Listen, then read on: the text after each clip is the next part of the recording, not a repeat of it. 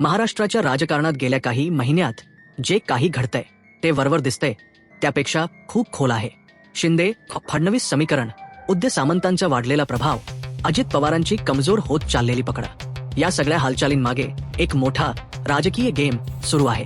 नमस्कार, मी सूरज. तुम्ही पाहत आहात महाराष्ट्र 360. आज आपण उलगडणार आहोत खरी सत्ता कोणाच्या हातात आहे हे गणित. लोकांना दिसलं की शिंदे गटाचे मंत्री सतत अडचणीत येत आहेत. वादग्रस्त व्हिडिओ, इन्कम टॅक्स नोटीस, बार भटांच प्रकरण, मारहाणीचे आरोप. सगळ्यांनी एकच प्रश्न विचारायला सुरुवात केली, हे नेमकं चाललंय कोणाच्या इशाऱ्यावर? फडणवीस गट आक्रमक होताना दिसला. त्याचवेळी उदय सामंतांच्या भोवती अचानक नवीन ऊर्जा गोळा होऊ लागली. त्यांचे मुंबई दिल्ली संबंधही चांगले असल्याची चर्चा. आणि इथूनच सुरू झाली बीजेपी शिंदे फडणवीस यांची तिरंगी गोष्ट. बाहेरून दिसतं की शिंदे नेहमी दिल्लीला धाव घेतात, पण त्याची दुसरी बाजू कुणालाच नीट दिसत नाही.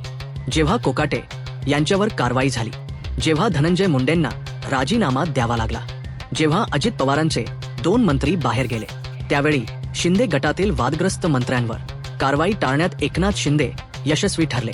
कारण त्यांच्या थेट हाय कमांड ॲक्सेस. फडणवीसांना नको असलेले काही निर्णयही शिंदेंनी दिल्ली मार्फत उलटवले. यातच शिंदेंची बार्गेनिंग पॉवर वाढली.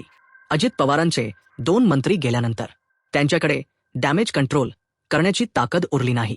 ते क्वचितच दिल्लीला जातात. ज्या मुख्य खेळाडूंशी त्यांची नाळ तितकी घट्ट नाही. केंद्राचा सपोर्ट नसल्याने मुंडे यांची पुनर्बहालीही अडकली. याच्या उलट शिंदेंनी त्यांच्या प्रत्येक मंत्र्याला वाचवलं.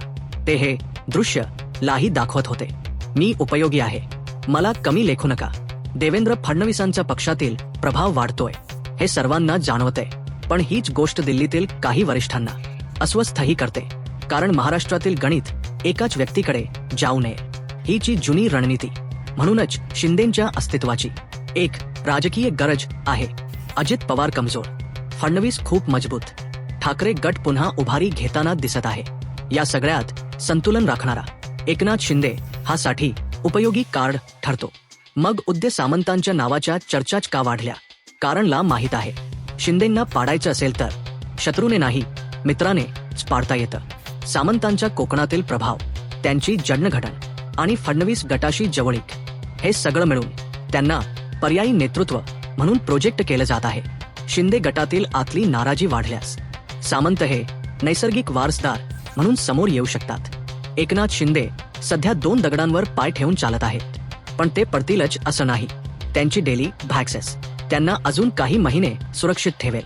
पण उदय सामंतांच्या हालचाली, फडणवीसांचा वाढता प्रभाव आणि ठाकरे गटाचे पुनरुज्जीवन, यामुळे शिंदे यांच्या राजकीय भवितव्यावर छाया पडलेली दिसते आहे.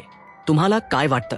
शिंदे यांचे राजकीय समीकरण स्थिर आहे की पुढील 2 महिन्यात महाराष्ट्र पॉलिटिक्समध्ये एखादा मोठा भूकंप पाहायला मिळेल? कमेंटमध्ये तुमची मत नक्की लिहा.